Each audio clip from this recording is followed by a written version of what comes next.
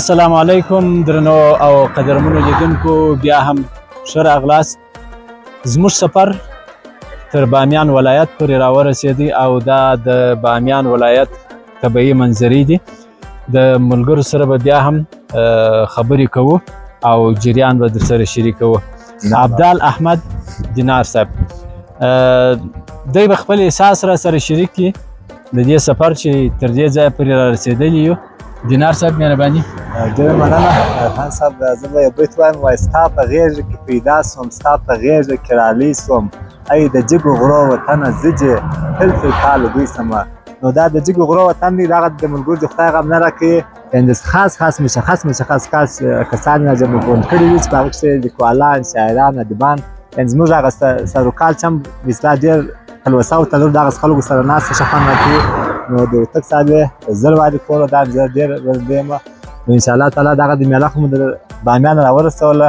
کوشش به وکړو د خیر د میلې تر پایه پورې ښه یادګارونه دغه ملګرو سره پرېږدو، ښه خاطرات پرېږدو، ځکه چې په ژوند کې دا یو خاص میله زما لپاره بخصوص دی. زما عمر تېر شوی دی، انجکیاس موږ 50 میلې کړې دي، خو دغسې میله ما نه و لیدلې. نو بس انشاءالله تعالی ښه یادګار، ښه خاطرات د ملګرو سره انشاءالله تعالی پرېږدو. بلکل جناب دینار صاحب، د وطن د کومې ښکلا به سړی صفت وکړي، ستاینه به یې وکړي. دا خو واقعیت دی چې موږ هر څه په خپلو سترګو باندې ولیدل. څه دې زده کړل د دغه سفر څخه شخصا تاسو؟ سفر څخه مې واقعا ما تاسو ته مخکې وویل چې ما میلې مخکې ډېرې کړې دي. په دې کښې یو نوښت دا و چې موږ ته مختلفه کټګوري خلک هغه چې ما یادونه وکړه چې شاعران شته، لیکوالان شته، ادیبان شته. او بله خبره جالبه دغه ده چې زموږ سره د پاخه سیمې کسان هم شته چې هغه خپلې تجربې زموږ سره شریکوي. یعنې موږ څه دي چې موږ وایي میلې مو ډېرې کړې دي، په تاریخي لحاظ راته غږېږي، یعنې کیدای شي په اړه یې نظر غواړي، دوی ستاسو څخه نظریات نسپمو یا خپل خاطرات، خپل د ژوند ښه خاطرې او ښه یادګارونه مو سره شریکوي، سره د ژوند تجربې د ټولو چې مهمه دي. یعنې مو تجربه زموږ سره دی شریکوي چې تاسو مثلا مو داسې یو وخت میله کول، دغسې یو مشکل تېر شو، تاسو باید کوشش وکړئ دغه مشکل یعنې چې موږ سره تېر شوي دي تاسو باید هغه پېښ نه شي. تشکر دینار صاحب محترم.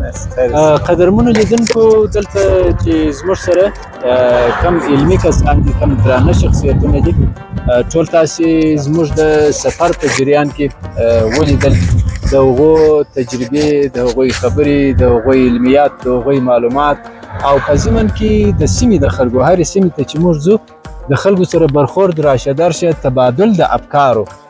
دا په واقعیت سره یو دروند او علمي سفر دی، هم د شخصیتونو په لحاظ باندې، هم د هغه معنوي ارزښت په لحاظ باندې.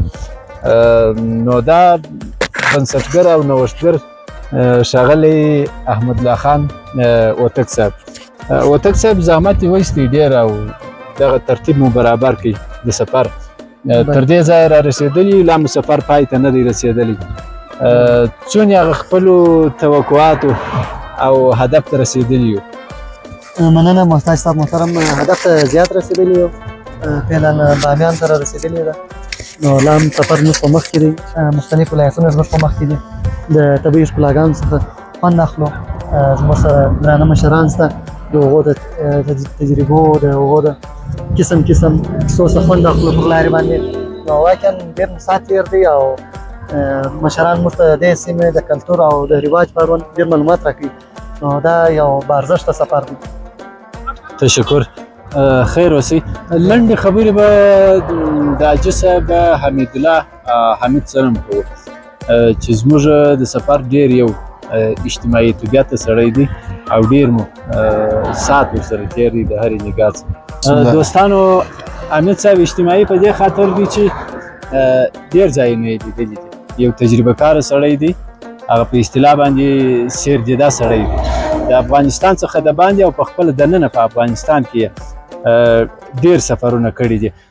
له دوی څخه به وغواړو چې د دغه سفر جریان چې له پیله څخه تر دغه ځای یعنې بامیان پورې را رسېدلي یو، دی به هغه لنډ تصویر را سره شریک کړي. د اولې ورځ څخه چې موږ را رسېدلي یو چې نن موږ دوهمه شپه ده د بامیان په ولایت کې قرار لرو.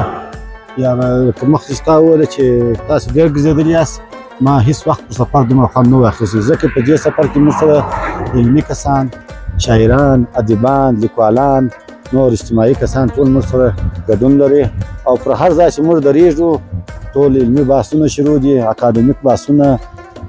بعضې هغه ځوانان چې موږ وینو په کوم ځای کې یا ټوکې او ټکالې کوي یا نور داسې عملونه کوي، نو دغه سفر چې نسبت هغو ته کې ډېر ګټور دی. یعنې دا به یو مفکوره نورو ته یو چوکاټ به یې د سیر کولو، د سفر کولو چې دوی څه ډول سفر باید وکړي، کم شی لاسته ځینې راوړي. دغه سفر څخه یوه مخه دا ده چې کوم کسان، کوم جاهل ځوانان چې د هر ولایت څخه یو بل ولایت ته ځي او دغه ولایت نوم وربادي او نوم نشان وربادي او په کلتور یې پسخان وایي او نور داسې وضعیتونه کوي چې د نور ولایاتو کسانو ته دوی سپک معلوم شي، دغه به اقدام به د هغه ځوانانو د سفر باندې ډېر منا واچولي چې هغه ځوانان چې کوم کارونه کوي داسې به د خپل د کندهار نوم هغه نور ولایت کسانو ته ښکاره کړي چې د کندهار اصلي چهره دغه ده او د کندهار نوم به دغه داسې کسان د افغانستان او نور ولایت کسانو ته لوړ کړي.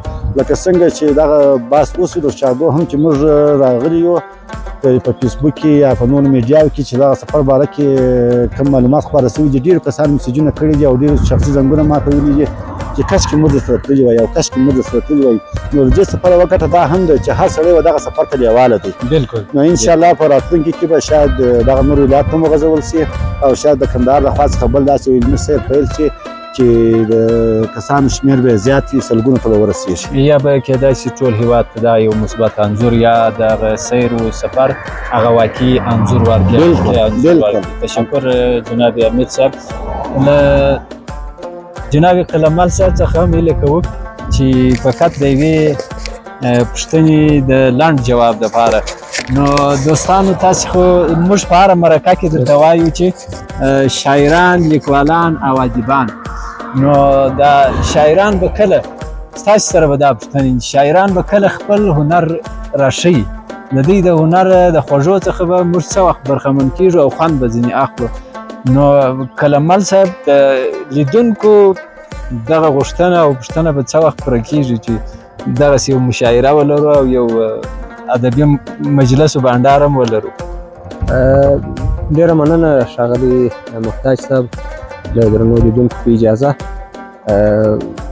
مشاعرې، غونډې، ادبي ناستې دا هر وخت هر ځای ښه خوند کوي. کله چې موقع مساعده شي ډېر ښه خوند کوي. زه به فعلا د موقع څخه په استفاده درنو لیدونکو ته یو شعر ووایم چې هغه د وطن په اړه باندې دی او د دې غرو، د دې منظرو، د دې حالاتو سره موافق دی. شعر داسې دی چې وایي زما هڅه او ستا کوښښ زیار غواړي خواري غواړي. زما هڅه او ستا کوښښ زیار غواړي خواري غواړي. موږ هوسا وطن ستړي، موږ هوسا وطن ستړي، لږه هوسایي غواړي. ډېر سترګې د رنځور هېواد دواړې ما او تا ته دي. سترګې د رنځور هېواد دواړې ما او تا ته دي. سترګې د رنځور هېواد دواړې ما او تا ته دي. تن یې رغېدل غواړي، زړه یې دوایي غواړي. تاسې هم راسره وایاست تن یې رغېدل غواړي، یون یوازې نه کېږي، یو یووالی مخ ته ځي. یون یوازې نه کېږي، یو یووالی مخ ته ځي. کار له همکارۍ زېږي، هر څه همکاري غواړي. توان لري، هستي لري، بخت و وخت نیستي لري. توان لري، هستي لري، بخت و وخت نیستي لري. وخت بختور بشي، څو د کار سړي غواړي. څو د کار سړي غواړي. ډېر الله. قلموال صاحب دا یو وارې بیا ووایاست. توان لري، هستي لري، بخت و وخت نیستي لري. وخت بختور بشي، څو د کار سړي غواړي. پروت په تاریکۍ کې دوی له څو لسیزو څخه پروت په تاریکۍ کې دوی له څو لسیزو څخه لوی د پوهې څرک غواړي ډېره رڼایي غواړي او ته که دا امید لرې سم بیا راته دوی کاندي امید لرې سم بیا راته دوی کاندي کله قلمله جوړ دا وطن پردي غواړي او د چکچکو حق لري قلمله